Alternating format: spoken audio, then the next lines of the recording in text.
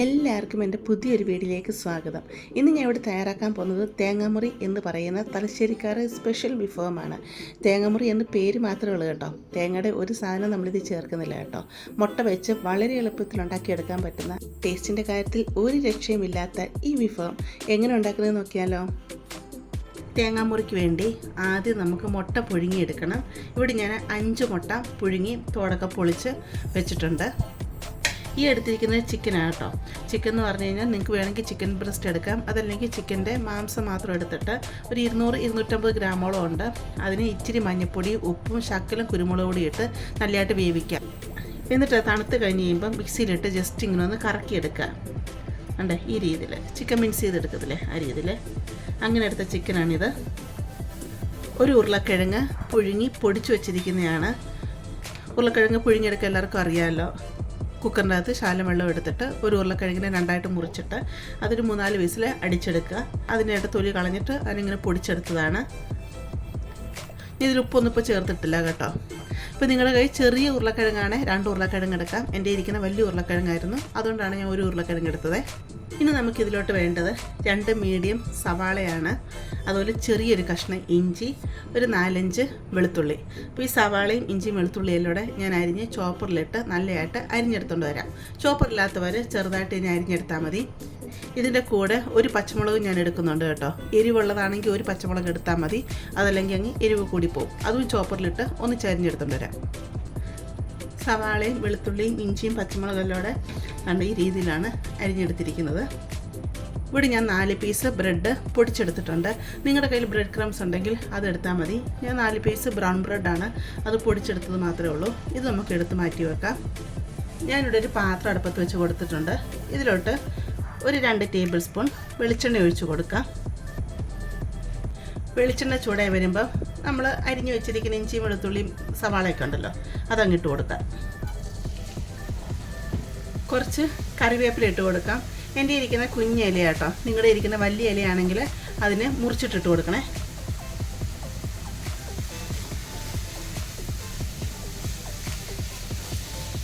സവാളയൊക്കെ ഒരു light brown കളറായി വരണം. നമ്മൾ കട്ട്ലേറ്റൊക്കെ ഉണ്ടാക്കിയെടുക്കില്ലേ, അതേ പ്രോസസ്സ് തന്നെയാണ് നമ്മളിപ്പോൾ ചെയ്യുന്നത്. പെട്ടെന്ന് വഴണ്ട് വരാനായിട്ട് ശകലം ഉപ്പൂടെ ഇട്ട് കൊടുക്കാം. ഇനി ഇത് ഒരു ലൈറ്റ് ബ്രൗൺ കളറായിട്ട് വരട്ടെ. സവാളയൊക്കെ ഇവിടെ വഴണ്ട് വന്നിട്ടുണ്ട്. ഈ ഒരു പരുവായി വന്നാൽ മതി. ഈ സമയത്ത് ഞാൻ കുറച്ച് വെക്കാം. ഇതിലോട്ട് ഒരു 1/4 ടീസ്പൂൺ മഞ്ഞൾപ്പൊടി ഇട്ട് കൊടുക്കാം.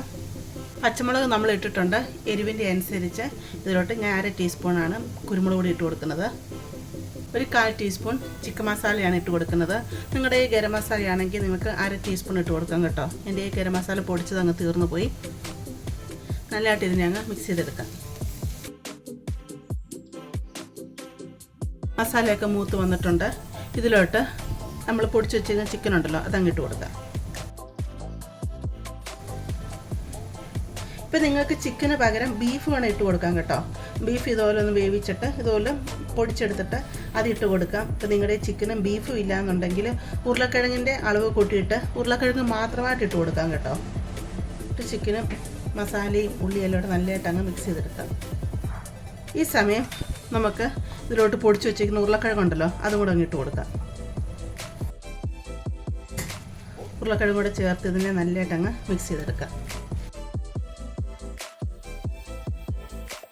തീ അങ്ങ് കുറച്ച് വെക്കാം കേട്ടോ.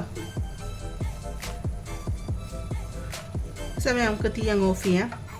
അതുപോലെ ഉരുളക്കിഴങ്ങെല്ലാം പൊടിയാതെ കിടപ്പുണ്ടെങ്കിൽ അത് പൊടിച്ചിട്ട് ഇങ്ങനെ മിക്സ് ചെയ്ത് കൊടുക്കണം കേട്ടോ. ഇത് നമ്മൾ മുട്ടയിലാണ് കവർ ചെയ്ത് വെക്കുന്നതാണ്. അപ്പോൾ ഈ കവർ ചെയ്യുന്ന സമയത്ത് ഉരുളക്കിഴങ്ങ് ഇങ്ങനെ പൊടിയാതിരുന്ന് കഴിഞ്ഞാൽ അത് കവറായിട്ട് നിൽക്കത്തില്ല. ഈ സമയത്ത് നിങ്ങൾ ഉപ്പ് നോക്കുക. ഉപ്പ് വേണമെങ്കിൽ ആവശ്യത്തിന് ഉപ്പിട്ട് കൊടുക്കുക. അതുപോലെ എരിവ് നോക്കുക. എരിവ് കുറവുണ്ടെന്നുണ്ടെങ്കിൽ ശകലം കുരുമുളക് പൊടി ഇട്ടിട്ട് കൊടുക്കുക. അതുപോലെ ഗരം മസാലയുടെ ഫ്ലേവർ ശകലോടെ വേണമെന്നുണ്ടെങ്കിൽ അത് ശകലം ഇട്ട് കൊടുക്കുക. ഇപ്പോൾ തീ ഓഫ് ചെയ്ത് വെച്ചേക്കുക കേട്ടോ. ഇതിന് നല്ലതായിട്ടൊന്ന് തണുത്ത് വരട്ടെ. ഞാൻ മുമ്പ് നിങ്ങളോട് പറഞ്ഞില്ലേ, എൻ്റെ ഉരുളക്കിഴങ്ങൊക്കെ ഇതുപോലെ പീസുകളായിട്ട് കിടക്കുവാണെങ്കിൽ നല്ലതായിട്ട് ഇതിനങ്ങ് ഉടച്ച് കൊടുത്ത് ഇതിനങ്ങ് മിക്സ് ചെയ്തെടുക്കണം കേട്ടോ. ഇതിൻ്റെ അകത്ത് ഞാൻ ഉപ്പും ശകല കുരുമുളക് പൊടിയും അതുപോലെ ഇച്ചിരി ചിക്കൻ മസാലയോട് പിന്നെ ഇട്ട് കൊടുത്തിരുന്നേ. അതിൽ ഇച്ചിരി കുറവുണ്ടായിരുന്നേ. ശരിക്കും നമ്മളിത് കട്ട്ലേറ്റ് എടുക്കത്തില്ലേ, അതേ രീതിയിൽ തന്നെയാണ് ഇത് എടുത്തിരിക്കുന്നത്.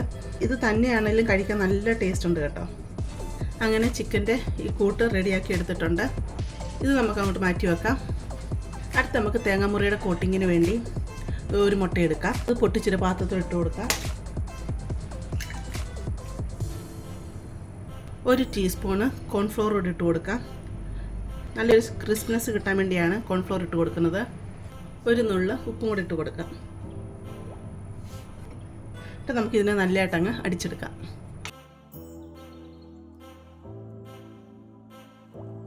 മുട്ട ഇവിടെ അടിച്ചെടുത്തിട്ടുണ്ട്. വേറെ ഒരു പാത്രത്തിലോട്ട് 2 ടേബിൾ സ്പൂൺ മൈദ ഇട്ട് കൊടുക്കാം. നമ്മൾ എടുത്തു വച്ചിരിക്കുന്ന ഈ മുട്ടയുണ്ടല്ലോ, മുട്ട ഈ മൈദയിലോട്ട് ഇങ്ങനെ മുക്കി ഇങ്ങനെ കൊടുക്കണം. കാരണം നമ്മൾ എടുത്തു വച്ചിരിക്കുന്ന ഈ കൂട്ടുണ്ടല്ലോ, കട്ട്ലേറ്റിന് എടുത്തു വെച്ചതുപോലെ എടുത്തു വെച്ചിരുന്ന കൂട്ടുണ്ടല്ലോ, ആ കൂട്ട് നമ്മൾ ഈ മുട്ടയെ കവർ ചെയ്താണ് വെക്കുന്നത്. ഇപ്പോൾ കവർ ചെയ്യുമ്പോൾ ഈ മുട്ടയിൽ അത് പിടിക്കില്ല, അതിങ്ങനെ സ്ലിപ്പായി പോകും. അപ്പോൾ അങ്ങനെ പോകാതിരിക്കാൻ വേണ്ടിയാണ് നമ്മളിങ്ങനെ മൈദ ഇതിൽ മുട്ടയിലിങ്ങനെ മുക്കി കൊടുക്കുന്നത്. അപ്പോൾ എല്ലാ മുട്ടയിലിങ്ങനെ മൈദ ഇങ്ങനെ കവർ ചെയ്ത് കൊടുക്കാം.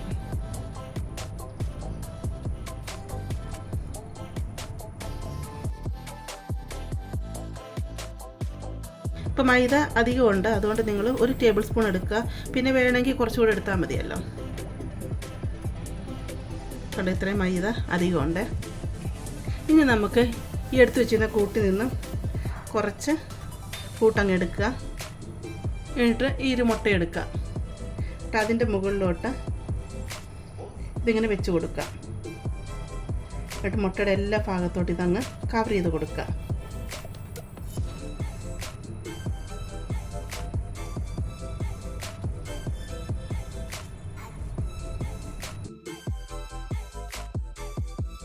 ഇങ്ങനെ വെച്ച് ഇങ്ങനെ കവർ ചെയ്യുമ്പോൾ തന്നെ അത് കവറായി വരും കേട്ടോ.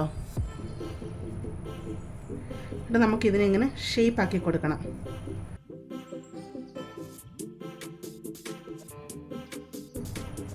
ശരിക്കും തേങ്ങയുടെ ഒരു ഷേപ്പ് പോലെ ഇങ്ങനെ ആക്കിയെടുക്കാം കേട്ടോ.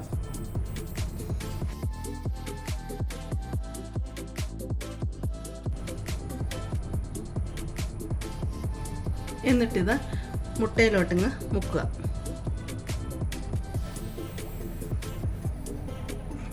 എന്നിട്ട് ബ്രെഡ് ക്രംസിലും അങ്ങ് മുക്കിയെടുക്കാം.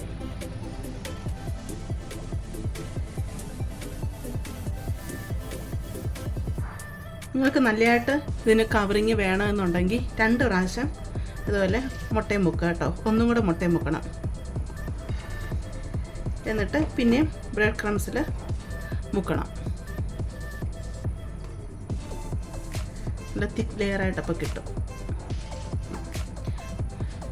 ബ്രെഡ് ക്രംസിൽ മുക്കിയിട്ട് തന്നെ ഇത് ഇങ്ങനെ കൈ കൊണ്ടൊന്ന് ഷേപ്പാക്കി കൊടുക്കണേ. അതല്ലെങ്കിൽ ബ്രെഡ് ക്രംസൊക്കെ എണ്ണയിലിടുമ്പോൾ അങ്ങ് ഇളകിപ്പോവും.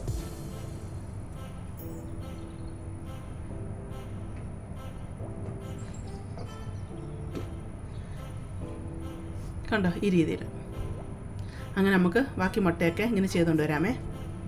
നമ്മൾ തേങ്ങാമുറിയെല്ലാം ഇവിടെ പിടിച്ചെടുത്തുകൊണ്ട് വന്നിട്ടുണ്ട്. ശരിക്കും തേങ്ങ ഇരിക്കുന്ന പോലെ ഇല്ലേ?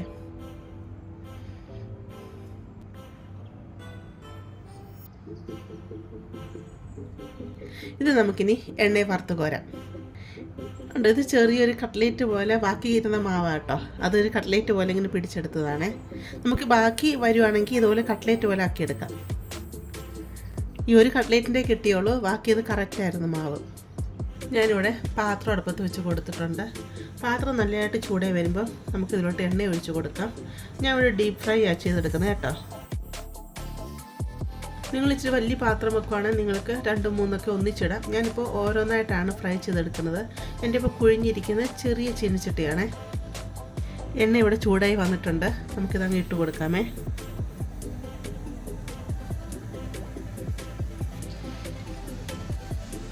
നമുക്കിത് തിരിച്ച് മറിച്ചൊക്കെ ഇട്ടിങ്ങനെ ഫ്രൈ ചെയ്തെടുക്കാം കേട്ടോ. എല്ലാ സൈഡും നല്ലതായിട്ട് ഫ്രൈ ആയി കിട്ടണം. പെട്ടെന്ന് ഫ്രൈ ആയും കിട്ടും കേട്ടോ. കാരണം ഞാൻ പറഞ്ഞില്ലേ, വേവാനായിട്ട് ഇതിലൊന്നുമില്ലല്ലോ. ജസ്റ്റ് എൻ്റെ മുൾഭാഗമൊക്കെ ഒന്ന് ഫ്രൈ ആയി കിട്ടണം. നല്ല ക്രിസ്പി ആയിട്ട് വരണം, അത്രയേ ഉള്ളൂ. തീ ഒത്തിരി കുറച്ച് വെക്കേണ്ട ആവശ്യമില്ല. തീ മീഡിയത്തിലിട്ട് കൊടുത്തോളൂ കേട്ടോ. നല്ലതായിട്ടിത് ഫ്രൈ ആയി വന്നിട്ടുണ്ട്. ഇത്ര ഫ്രൈ ആയി വന്നാൽ മതി, അല്ലാതെ അതങ്ങ് കരിഞ്ഞു പോകും. നമുക്ക് എണ്ണയിൽ നിന്ന് അങ്ങ് മാറ്റാം.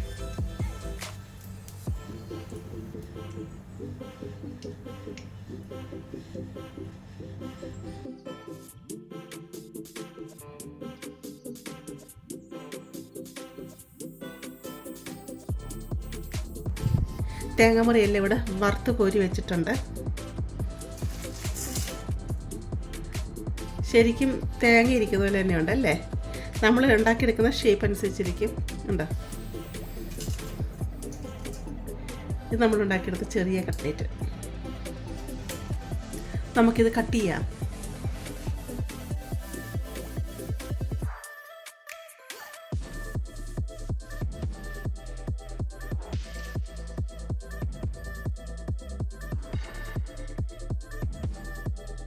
ഇത് കട്ട് ചെയ്തപ്പോൾ ദാണ്ട് ഇങ്ങനെയാണ് കിട്ടുന്നത്.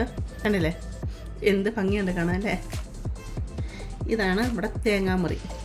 ഇത് കണ്ടോ, മഞ്ഞക്കുരു ഇല്ലാതുള്ള ഉണ്ടോ, അത് ശരിക്കും തേങ്ങാമുറി പോലെ തന്നെയില്ലേ. ആൾക്കാരൊക്കെ വരുമ്പോൾ സർപ്രൈസ് ആയിട്ട് അവർക്ക് ഉണ്ടാക്കി കൊടുക്കാൻ പറ്റിയ നല്ലൊരു വിഭവം തന്നെയാണ്. കാരണം ഞങ്ങളുടെ സ്ഥലങ്ങളിലൊന്നും ഇങ്ങനെ തേങ്ങാമുറി ഇങ്ങനെ പറഞ്ഞൊരു ഐറ്റം ഇല്ല. ഞാൻ ഫസ്റ്റ് ടൈം ഉണ്ടാക്കിയാണ്, ഫസ്റ്റ് ടൈം കാണുകയാണ്, ഫസ്റ്റ് ടൈം കഴിക്കുകയാണ്. പക്ഷേ സൂപ്പർ ടേസ്റ്റാണ് കേട്ടോ. തലശ്ശേരിയിലല്ലാത്ത ആൾക്കാർക്കൊക്കെ സർപ്രൈസ് കൊടുക്കാൻ പറ്റുന്ന നല്ലൊരു ഐറ്റം തന്നെയാണ്. ഉണ്ടാക്കിയെടുക്കാനും വളരെ എളുപ്പമല്ലേ. അപ്പോൾ നിങ്ങൾ തീർച്ചയായിട്ടും ഇതുണ്ടാക്കി നോക്കണം കേട്ടോ. അതുപോലെ നിങ്ങൾക്കിത് ഇഷ്ടപ്പെടുവാണെങ്കിൽ നിങ്ങൾ ചാനലൊന്ന് സബ്സ്ക്രൈബ് ചെയ്ത് സപ്പോർട്ട് ചെയ്യാനും അതുപോലെ ലൈക്ക് ചെയ്യാനും നിങ്ങളുടെ ഫാമിലിയോട്ടും ഫ്രണ്ട്സിലോട്ടൊക്കെ ഷെയർ ചെയ്ത് കൊടുക്കാനും മറന്നു പോകരുതേ.